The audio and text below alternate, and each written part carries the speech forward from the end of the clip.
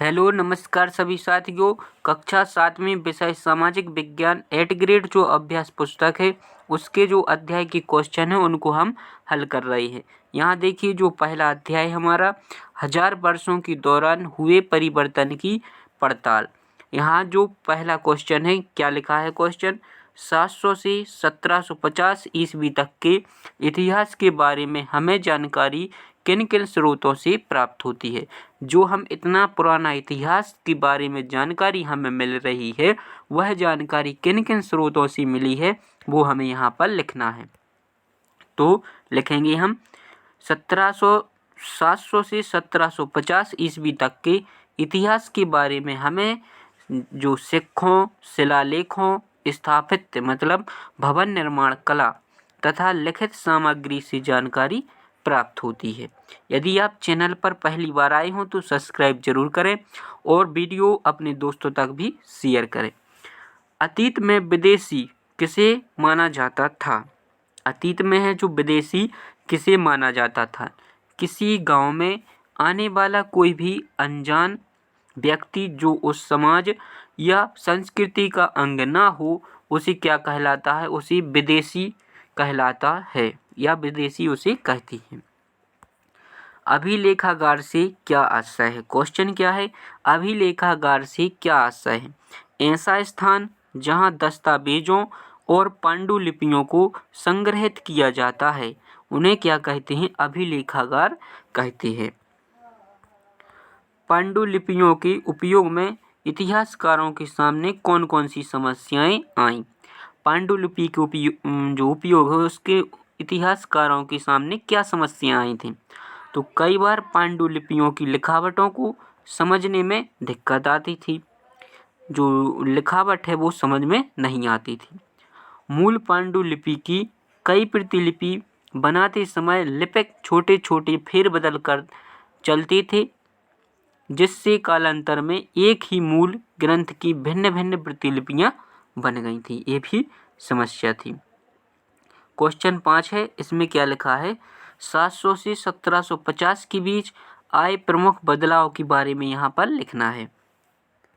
तो इसकी हम इस प्रश्न के उत्तर में लिखेंगे 700 से 1750 ईस्वी के बीच बड़े पैमाने पर और अनेक तरह के परिवर्तन हुए, जैसे सिंचाई में रहट, कताई में चरखे और युद्ध में आग्नेयास्त्रों, बारूद वाले हथियार का इस्तेमाल होने लगा। इसके अलावा खान पान में आलू, मक्का, मिर्च, चाय, कॉफ़ी का उपयोग होने लगा था। बहुत सारे परिवर्तन देखने को मिलते हैं। क्वेश्चन 6वां है, इस काल के कोई 5 सामाजिक नियम लिखिए। तो यहाँ हम नियम लिखेंगे। व्यवसाय व उनकी पृष्ठभूमि के आधार पर ऊंच नीच का दर्जा दिया जाता था। दूसरा लिखेंगे, हर एक जातियाँ स्वयं अपने अपने नियम बनाती थीं जिनका पालन करना अनिवार्य था। तीसरा लिखेंगे, कर न चुकाने पर बेगार करनी पड़ती थी। इस प्रकार से हम जो प्रमुख नियम थे वो लिख देंगे। पर्यायवाद से क्या तात्पर्य है? पर्यायवाद से तात्पर्य किसी क्षेत्र के परिवर्तन और वहाँ के रहने वालों की जो सामाजिक और आर्थिक जीवन शैली से है। किससे है? किसी भी क्षेत्र के जो परिवर्तन और वहाँ की जो रहने वाली सामाजिक और आर्थिक जीवन शैली से है। सन 1318 ईस्वी में कवि अमीर खुसरो द्वारा भाषा के संबंध में क्या विचार व्यक्त किए वो यहाँ पर हमें लिखना है।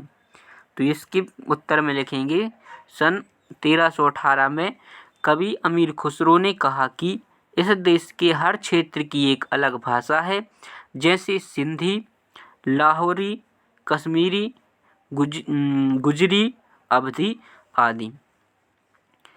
इनके अलावा यह भी बतलाया कि इन भाषाओं के विपरीत एक भाषा कौन सी है? संस्कृत है, जो किसी विशेष क्षेत्र की भाषा नहीं है। यह एक प्राचीन भाषा है जिसे केवल ब्राह्मण जानते हैं, आम जनता नहीं। क्वेश्चन 9, इसमें क्या लिखा है?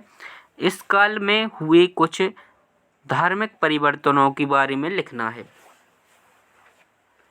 तो इस प्रश्न में हम क्या लिखेंगे? इस काल में धार्मिक परंपराओं में कई बड़े परिवर्तन आए। लोगों में दैनिक आस्था व्यक्तिक स्तर पर और सामूहिक स्तर पर था। हिंदू धर्म में नए देवी देवताओं की पूजा, राजाओं द्वारा मंदिरों का निर्माण और पुरोहितों का महत्व बढ़ा। इस काल में भक्ति आंदोलन भी हुआ जो कर्मकांडों के आलोचक थे। इसी काल में इस्लाम और ईसाई धर्म का भारत में क्या हुआ था? प्रादुर्भाव हुआ।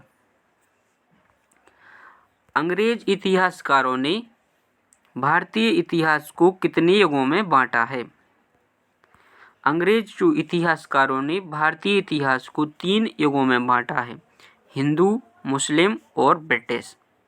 यह विभाजन इस विचार पर आधारित था कि शासकों का धर्म ही एकमात्र महत्वपूर्ण ऐतिहासिक परिवर्तन है।